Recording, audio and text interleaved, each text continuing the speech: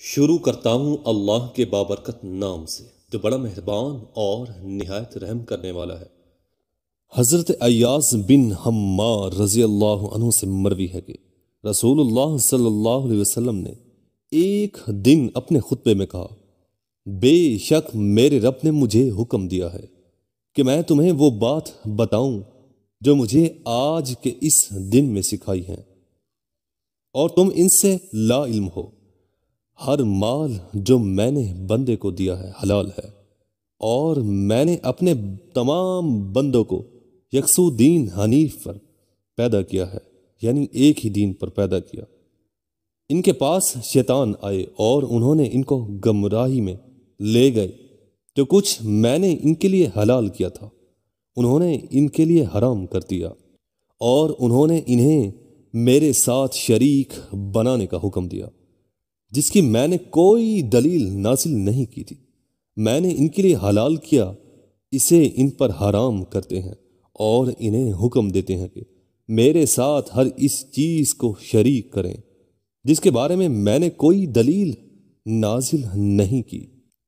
اللہ تعالیٰ نے اہل زمین کے طرف دیکھا تو اہل کتاب کے کچھ ہدایت پر قائم باقی ماندہ لوگوں کے سوا سب کو سخت ناراض کرنے والا پایا۔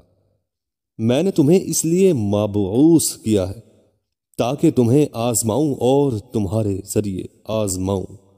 میں نے تم پر ایسی کتاب نازل کی ہے جسے پانی نہیں دھوتا، تم اسے سوتے جاگتے پڑھتے ہو، اور اللہ تعالیٰ نے مجھے حکم دیا کہ قریش کو جلا دو۔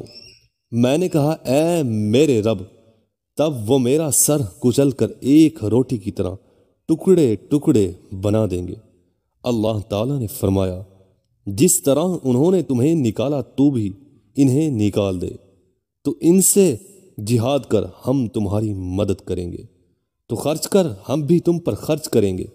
ایک لشکر بھیجو، ہم نے اس کی طرح کہ 5 لشکر بھیجیں گے۔ اپنے فرما برداروں کو ساتھ لے کر اپنے نام فرما برداروں سے قتال کرو۔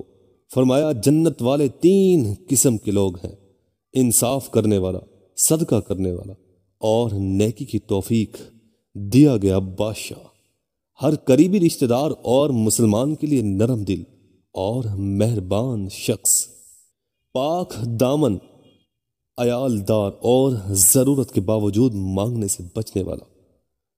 5 قسم کے لوگ ہیں: وہ کمزور شخص جس کی عقل اسے برائی سے نہیں روکتی، وہ لوگ جو تم میں عورتوں کے دلداہ ہیں، بیوی اور مال کی پرواہ نہیں کرتے، اور وہ خائن شخص جس کے سامنے کوئی مال آئے اگرچہ معمولی سا ہی ہو تو وہ اس میں خیانت کرتا ہے۔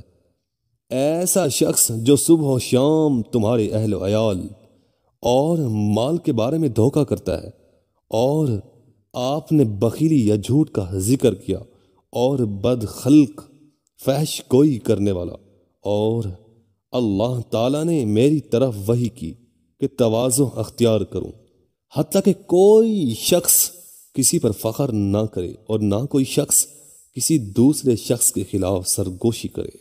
مزید اچھی ویڈیو دیکھنے کے لیے ہمارے چینل کو لائک اور سبسکرائب لازمی کیجیے گا۔